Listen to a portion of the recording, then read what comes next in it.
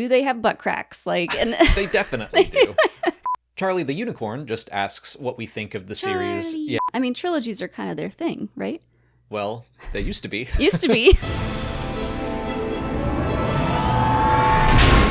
What's up, everyone, and welcome to the Star Wars Explained Weekly Q&A. I'm Alex. I'm Molly. And we are going to talk about Star Wars, but we first wanted to address this past week, which has been a crazy time. The election was disheartening, to say the least. Yeah, it didn't go the way that we hoped. I know that a lot of people out there are scared. They're feeling alone. There are going to be people, especially on the internet, that want you to feel alone. And maybe this is annoying that I put everything into Star Wars terms. I don't know, but it fits. Yeah, but Zori Bliss says that's how they want you to feel. They want you to feel alone, but we want everyone to know that you are not alone. If you're feeling really scared, really disheartened, you are welcome here. You are loved here. Yeah, this is a safe space for everyone. It may not always seem that way in Star Wars fandom, but at least you know you have a place here on the channel with us. We've always wanted our community to feel welcoming to all kinds of Star Wars fans, but more importantly, all walks of life, all people, and nothing's going to change that. In the past few days, I was reminded of another Star Wars quote. This is from Claudia Gray's book, Master and Apprentice, and it's always stuck with me. It's one of my favorite Star Wars book quotes, mostly the end, but I'm going to read a whole little section. It matters which side we choose, even if there will never be more light than darkness, even if there can be no more joy in the galaxy than there is pain. For every action we undertake, for every word we speak, for every life we touch, it matters. I don't turn toward the light because it means someday I'll win some sort of cosmic game. I turn toward it because it is the light. With that said, we are still going to talk about Star Wars this week. The main topic we were going to talk about was the Skeleton Crew trailer, and then right before we were getting ready to film this, some news dropped. It's not an official announcement by any means. It's coming from Deadline. Variety also reported on it. But apparently a new Star Wars trilogy is in the works, coming from Simon Kinberg, who wrote for Star Wars Rebels, has written and produced a ton of X-Men movies. It has also done the Agatha Christie, Poirot movies that we've seen. So he did Deadpool and Wolverine. Yeah, he's done all three producer. Deadpool movies. He's done some hits and he's done some misses. I was going through his IMDb page and I was like, wow, he has done a lot. And you're right, it is kind of a lot of great stuff and a lot of not so great stuff. But either way, it's just an impressive array of stuff that he's worked on. He's familiar working within a franchise. And also, I will say, his Star Wars track record is very good. I will point that out. He Good to know. co-wrote Twilight of the Apprentice. He co-wrote the series finale of Star Wars Rebels. So he's done some great stuff within Star Wars as well. And he was a Rebels creator and producer. So yeah, he's done a lot of writing and producing. This whole discussion should come with a huge disclaimer of maybe this will happen. Right. That was my first thought. And that's why I think it's important to point out this is not an official Lucasfilm announcement. Mm-hmm. I do think probably, yes, they are talking to Simon Kinberg. I don't know if they hired him to tell a story or if he came in with a pitch, but I think that they want to do a new trilogy and they're moving to the next step with that. That doesn't mean it's definitely happening. I think they're like, hey, we have this idea. Let's continue developing it. Right. And you have to pay someone to continue developing it. So Sure. I think that's where we're at. Yeah. I mean, trilogies are kind of their thing, right? Well, they used to be. Used to be. And it seems like right now they're not planning that out. I mean, John Kasdan has talked about how Solo was going to be a trilogy, and then that fell through. So another first reaction I had to all this was maybe we don't. maybe do the first film and see what happens. But I kind of think that's where they're at with the new Jedi Order movie, Dawn of the Jedi.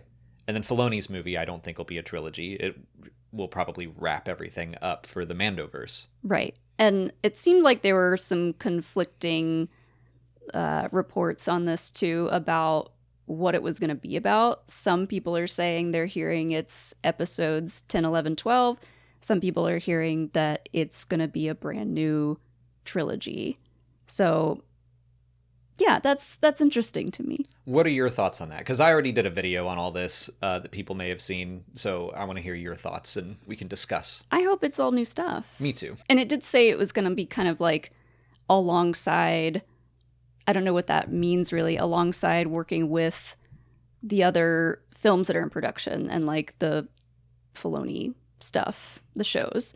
So I hope it's not more Skywalker saga stuff, because it, like, episode 9, whether you like it or not, it kind of wrapped it up pretty well. That's how I, like, again, not my favorite Star Wars movie, but I do think it was meant to be a conclusion for the Skywalker saga. Right. And then if we were to just go into, never mind, 10, 11, 12. That seems very bizarre. I think there's a road forward for it if they jumped way into the future and it were like, we're watching the descendants of Rey Skywalker, or maybe not even Skywalkers, but people who take up the blades of Luke and Leia. They find them on Tatooine in a time of need, and the swords of the heroes arise again. Yeah, I don't know. It's just all the Skywalkers are gone, right? And then we have Rey, and Rey's getting her own movie.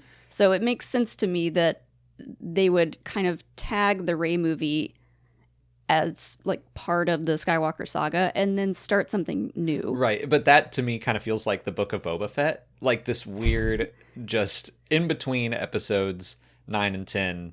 You need to watch the Rey movie, or maybe you don't, but it does seem like this necessary interlude to watch in between episodes 10, 11, 12.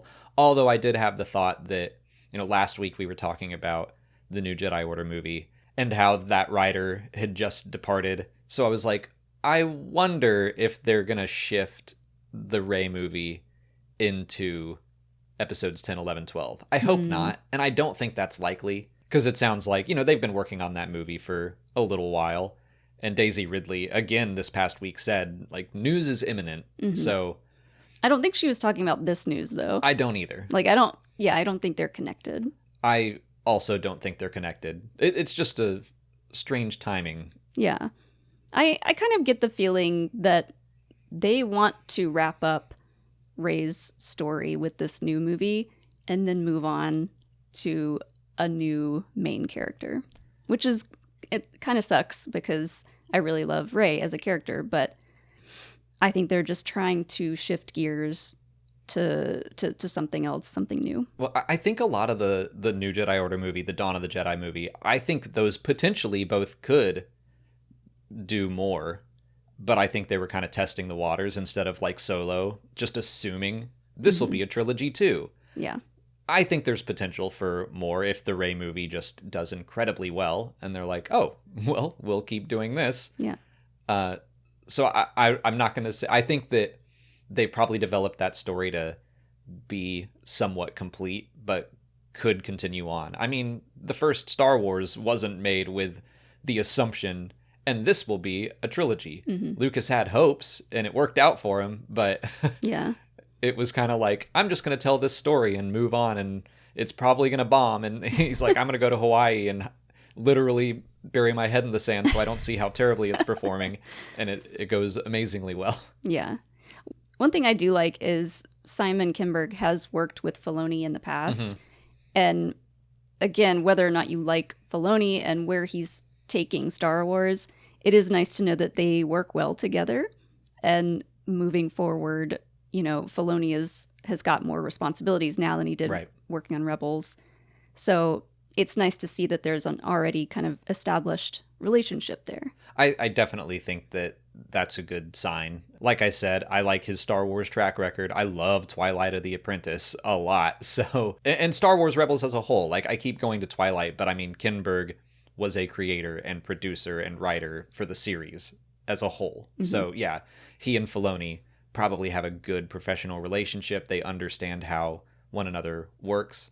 And yeah, I do think there's some potential here, but I'm not ready to just assume, oh, this will definitely happen. Yeah. I meant to bring this up earlier, but we are going to be out of town this weekend. D23 Brazil is happening. We are going camping. We're going to just go unplug for a couple days. We're going to go live in the woods for a couple days. We're going to go live in the woods. And try that out. Which, while we're gone, increases the chances that news will drop. I actually have seen whispers on the internet that some Andor footage will be revealed. So fingers crossed on that. I think it's supposed to be like not a trailer, but one of those just featurettes, a look at what's going on. If that happens, we will cover it, but late. Right, yeah. So we're going out of town in hopes that we can conjure something to talk about. If you happen to see a video, like a short or something of us in the woods talking about it, like it would have to be really, really juicy for us to want to cover it from camping. That'd be funny. But there's always a chance. There's a chance. Yeah, we'll see. We'll have our phones. I'm expecting it to be late, like most of our coverage, and like today's main topic, because we film these Q&As on Thursday usually, and then last Friday a Skeleton Crew trailer dropped. Yeah. I've already done my breakdown. You can watch that, but again, I'd like to hear Molly's thoughts on it. And honestly, yours were different. I felt a little bit like an old man yelling at clouds on some of the stuff. And that will continue. Yeah, I'm only going to get older. But hearing you talk about it, or like Ken Knapsack and Jennifer Landa on Force Center, they all had some much happier things to say about like the earthy vibes to it, which I'm still adjusting to. And Ken told me to get over it in a joking way. I mean, a joking, friendly way. But I'd like to hear you tell me to get over it. You hear that every day. I'm kidding. Yeah, I liked it. It does feel very like fresh, new fun for Star Wars, which that's what everybody's kind of saying about it. But yes, we need something lower stakes, fun, kind of lighthearted for Star Wars, especially around the holiday season. So I liked the new trailer. The music did not bother me whatsoever. Like that, I don't understand how that can take you out of it so much that you hate the project. Oh, I didn't say that. I know, okay, I know. Okay. I'm just like, some people just cannot handle, like something, like you said, too earthy. It doesn't bother me. And I think it's kind of cool that they took a popular song, put it in Huttese, and then had that in the trailer. I don't necessarily think there's going to be more real world music in the show, but if there was, I wouldn't be mad at it. Yeah, it's something I have a very interesting, struggle with, is that I remember at Star Wars Celebration when we first saw Skeleton Crew footage, I thought that the suburbs were really interesting. And then the more we saw of it, I was like, this really is very Earth-like. Mm-hmm. I am starting to come around on it because I think that there's going to be a reason for it, that it's going to be a little more sinister. Mm-hmm. And I'm into that. We'll talk about that in a little bit. But then, yeah, hearing just an Earth song, even though I really liked that it was in Huttese, I want them to release it. Like, yeah. I think that's very fun. And it's not going to be, I don't think it'll be in the show itself. So in the trailer, it doesn't bug me, but it did surprise me. It was just like something new territory for Star Wars that I was like, now I have to just digest this and see how I feel about it. I think it's a play to try to attract a younger audience. Uh-huh. Now, you could argue that the song choice is a song that most young people probably don't even know. It's an old, 80s song. It's a great song. So also relevant to, Ken pointed this out, that, it's about Major Tom, come home. Yeah. Like, you're lost, let's get you home. So it is relevant to what's happening. Yeah. And I like I said, I think it was a play to attract a newer, younger crowd. But I think they did it well because they picked an older song. So the older generations will hear the song and recognize it and be like, oh, that's a great song. And then the young people are just psyched to hear new kind of different sounding music in Star Wars. Yeah. It's kind of like when they did the song for the Acolyte credits, where if that had been in the show, I think I would have taken some issue with it. But if it's in the credits or in the trailer, or if they use this during the credits, none of that is going to bug me. Yeah. But maybe I'm prepared for if it does pop up in the show, all the questions of like, what does this mean? Is Earth in the galaxy? Like, no, I don't want to deal with all that. I want things to be very separated from Earth. Like, there was this little spark of, oh, what if we find out that these kids are from like the planet Earth in a distant galaxy, and then they get lost in this one? I don't think that's happening at all. I hope not. But I don't want the planet Earth or anything like it to be in Star Wars. I do not think that's going to happen because they're like Ithorians on the planet, and it sounds like it's in the galaxy we know, we just don't know where. Yeah. And it is interesting. This was on the StarWars.com article that said that no one else has heard of their planet. Right. I want to go back to the music real quick because I had another thought. We don't have John Williams anymore. So without him, maybe they're just like, I don't know what to do. Let's use a real song because we can now. Yeah, we don't, as far as I know who is doing the score for this one. Mm-hmm. So I assume they're going to have someone. Yeah, it'll still have a score, I'm sure. But I just think it's interesting and kind of funny that we don't necessarily have John Williams working on any of the new Star Wars stuff anymore. So if this is supposed to attract a younger audience, yeah, why not stick a kind of recognizable song in the trailer? Yeah, I think it is mostly what you're saying, a marketing, let's use it for the trailer. Maybe it'll pop up in the credits, and I would be fine with all of that. It's just something that made me go, huh, just because it's new. A lot of people were... and Ken's right. I should just get over it. We're going to watch it no matter what. Yeah.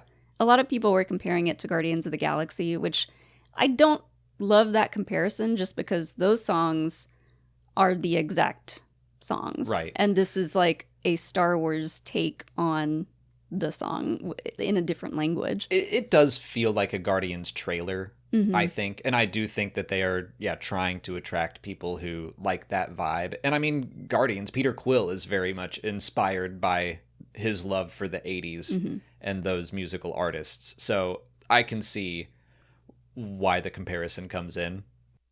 1 in 5 Americans have learn a new language on their bucket list. If that's you, make 2024 the year you finally check it off the list with Babbel, the science-backed language learning app that actually works. Don't pay hundreds of dollars for private tutors or waste hours on apps that don't really help you speak the language. Babbel's quick 10-minute lessons are handcrafted by over 200 language experts to help you start speaking a new language in as little as 3 weeks. Babbel's convenient courses teach you real-life conversation skills in different languages, so it's easy to learn how to order food, ask for directions, and more without having to consult an app while on vacation. Babbel has over 16 million subscriptions sold, plus all of Babbel's 14 award-winning language courses are backed by their 20-day money-back guarantee. Here's a special limited-time deal for our listeners. Right now, get up to 60% off your Babbel subscription, but only for our listeners at babbel.com/Star Wars. Get up to 60% off at babbel.com/Star Wars, spelled BABBEL.com/Star Wars. Rules and restrictions may apply. So yeah, sorry I jumped ahead, but let's talk about the planet and the fact that no one knows where this planet is or what it is. Interesting. What do you think of that? It's interesting. I didn't really notice that in whatever article came out after the trailer came out until I think Sky Talkers pointed it out. And I was like, oh, that is an interesting way of saying that out when the kids are out on their adventures, no one that they meet seems to know about the planet that they're from or where it is. So that definitely piqued my interest. And like you said, there might be a reason for that. And there might be a connection to how earthly it is. It is funny that someone, I think last week or 2 weeks ago, one of our patrons asked that, like, how does someone get lost in the Star Wars galaxy? Like, there's got to be someone that's heard of this planet. And it's like, nope. And also, Star Wars has started to change the series description a bit, where originally it said a bunch of kids get lost in a strange and large galaxy. Now it's saying they get lost in the Star Wars galaxy.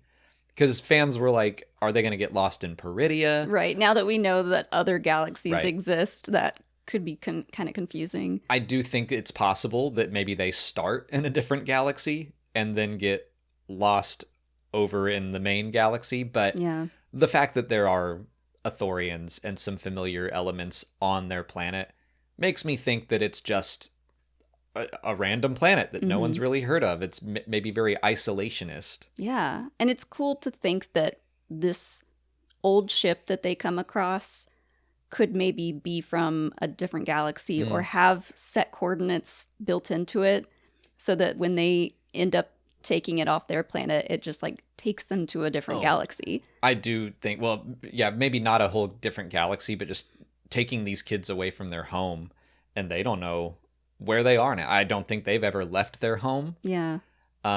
So yeah, just whisking them away with, yeah, probably some preset coordinates. That'll be interesting to see how they get lost.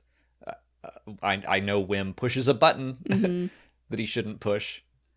It reminds me of The Expanse. There's a scene where Holden is like, a button was flashing and I pushed it. And someone's like, that's just how you live your life, isn't it? You just make the worst decisions every time. I can relate to that. It's not always bad. I am really excited about what the overall plot seems to be. That this ship has some old Republic credits on it, and it's probably a key to finding some long-lost pirate treasure. Feels very Goonies. And then they, not knowing what they're doing, flash these old credits in front of a bunch of pirates. So now it's a race to find a treasure. Like, I do love that kind of plot. It's very Indiana Jones. It's familiar. Yeah. It's going to remind people of their childhood and the adventure movies that they grew up watching. Indiana Jones, National Treasure, The Mummy. I love a good race for a treasure. Going back to their homeworld, though, Cosmic Outpost asks, how sinister do we think Skeleton Crew will get, and suggests that their homeworld could be like a secret First Order planet or something like that. When I think of watching E.T. and Goonies growing up, there were parts of those movies that like actually scared me. Yeah. So as far as how sinister it might get, I think it should go there. Like I think elements of it should be scary enough to like make people care more about it. I think the kids will be in peril. I don't think any of them are going to die. Well, we hope not. No, I don't think they're going to kill any of the kids. Like this lean. So people have talked about it being Stranger Things in space. I get it. I think it definitely leans more towards the Goonies and E.T. Stranger Things gets very sinister. Oh yeah, some of them kids get killed. Yeah. Like for real. I mean, like what happened at the end of season 4 with Max. I mean, that was rough. Scary stuff. So I don't think it's going to lean that direction. The creators have insisted this is a show about kids, but it's not a kids show. Right. What I think they mean by that is it's not Bluey, but it's also not going to be Stranger Things, I don't think. Yeah. I think, I mean, I still love E.T., so Yeah. that's how I think adults can relate to it and will enjoy watching it, but I think it's going to lean closer to that. Yeah, and I think E.T. really is the best kind of comparison movie, in my opinion, to just, as far as like E.T. being a movie that almost everyone has seen and knows about. But there's this kind of like struggle between the kids and the older people, like the parents and the adults and whatever. So I'm excited to see that relationship dynamic play out in Star Wars. And that's where I do think that when we're talking about the planet, there's a lot of interesting stuff in that trailer. Like you see the same kind of droid in the back of a lot of shots, just kind of watching Wim, watching his father Wendell, which he looks like he's at work and trying not to be discovered. We even get like a classic ET shot of like imposing people in the woods with flashlights, but it's those droids. So I do think that there is something sinister happening there.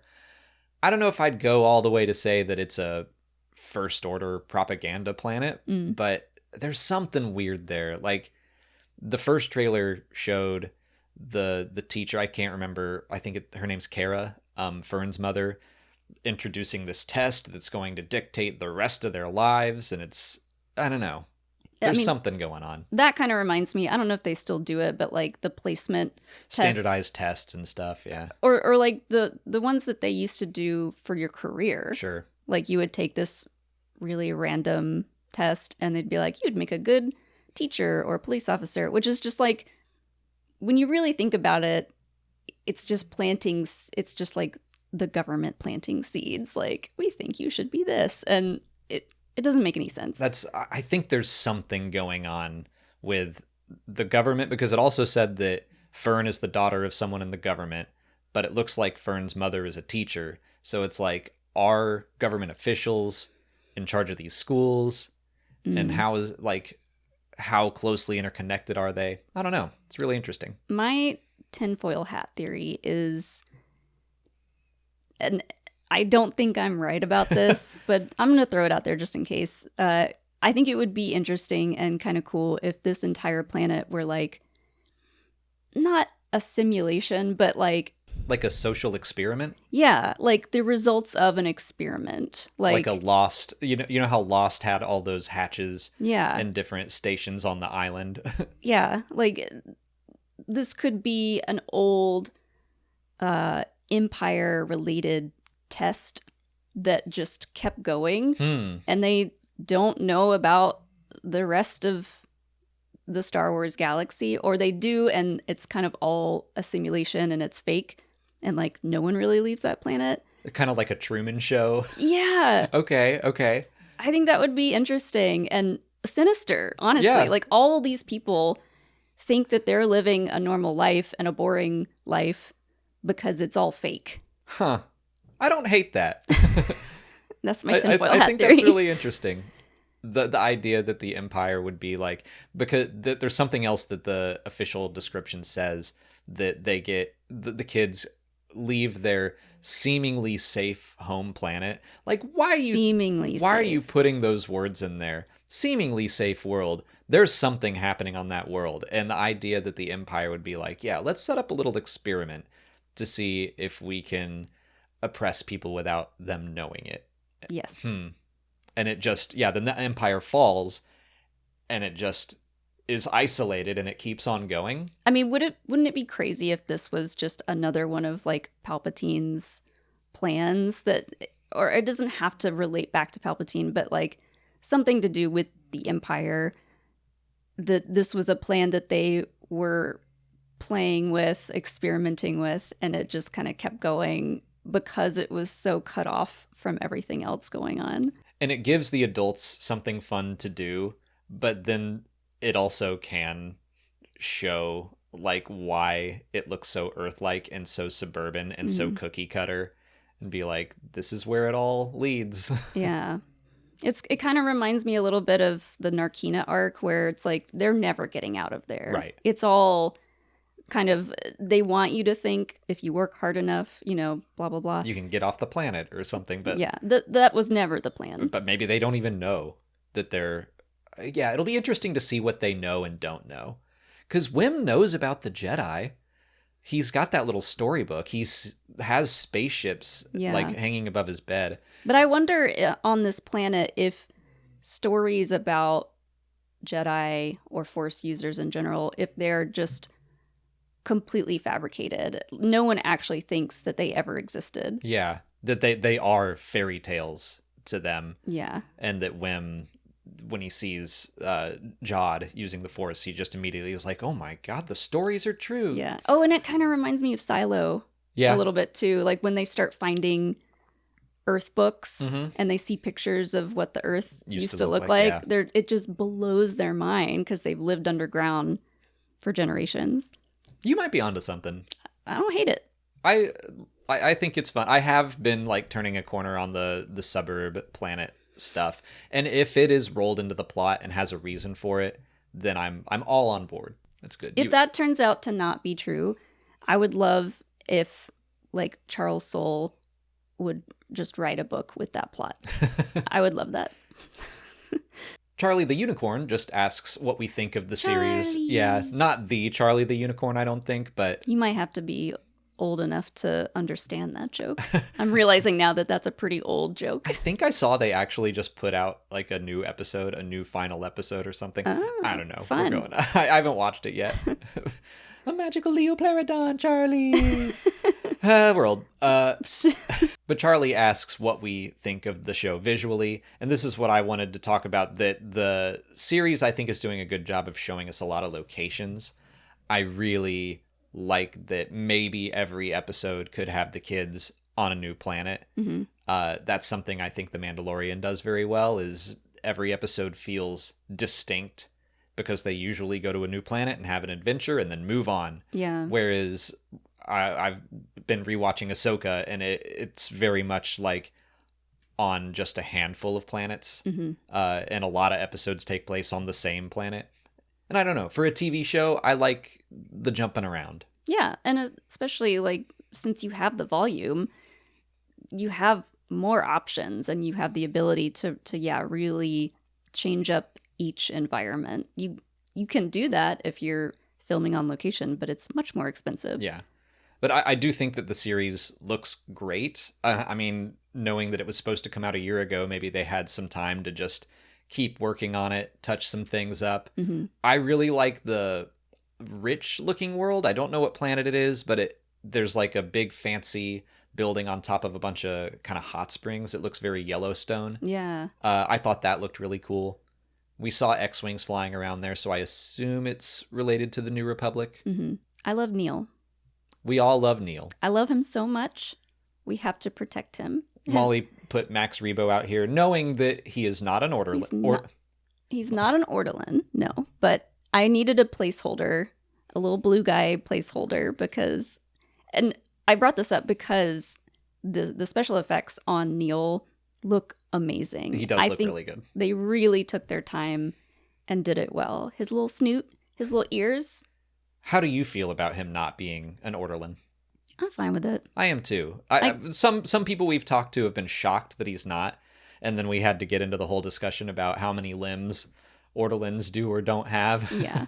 Well, like, if he were an Ortolan, he would look so different with today's technology. He wouldn't have the weird wrinkles that the original trilogy Max Rebo has, and it just, like, it makes sense to me that they would make him something new. My thought is that he was going to be an Ortolan at first, but then they were like, but we want him to have arms. Mm-hmm. And they're like, okay, so maybe he's biologically related to Ortolans, but this is something new and different.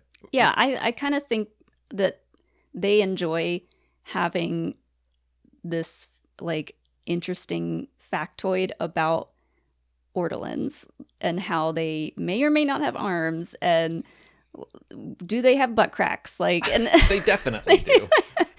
I just think don't question the rebooty.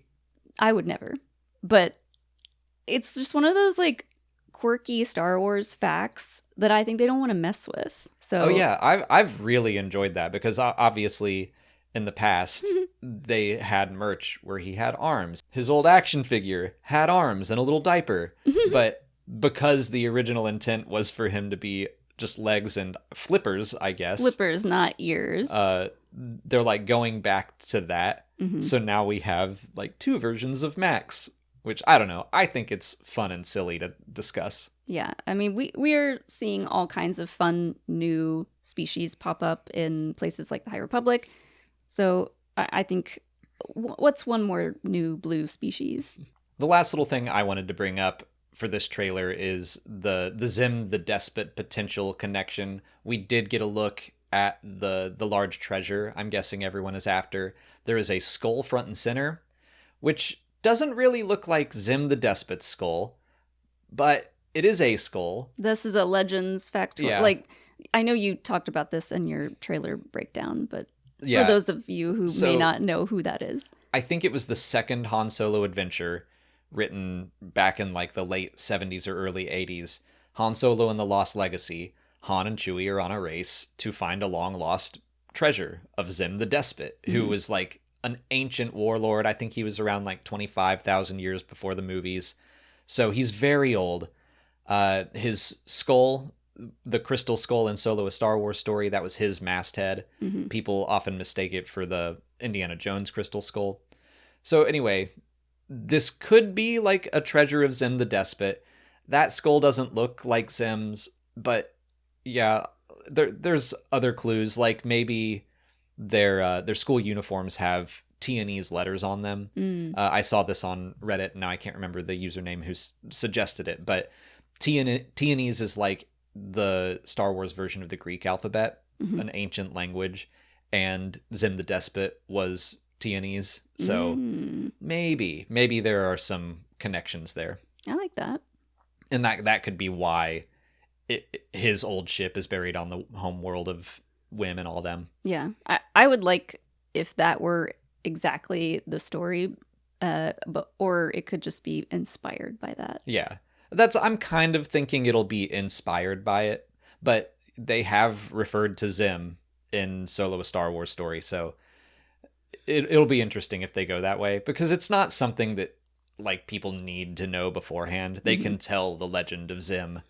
And that's just a fun pirate name, a fun Star Wars pirate, Zim. Yeah.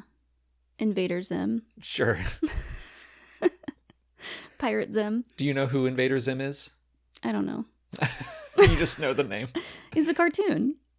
Video game? Honestly, I don't really know either.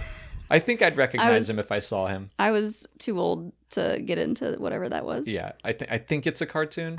Actually, I think you're right. Who knows? I'm going to go drink my Metamucil now. Oh, yeah. I'm going to go take my antacid. That's all the time we have for questions today. We do need to go get ready for camping. If you want to leave a question for next week's Q&A, just put it in the comments below or sign up for Patreon to join our weekly Q&A discussion.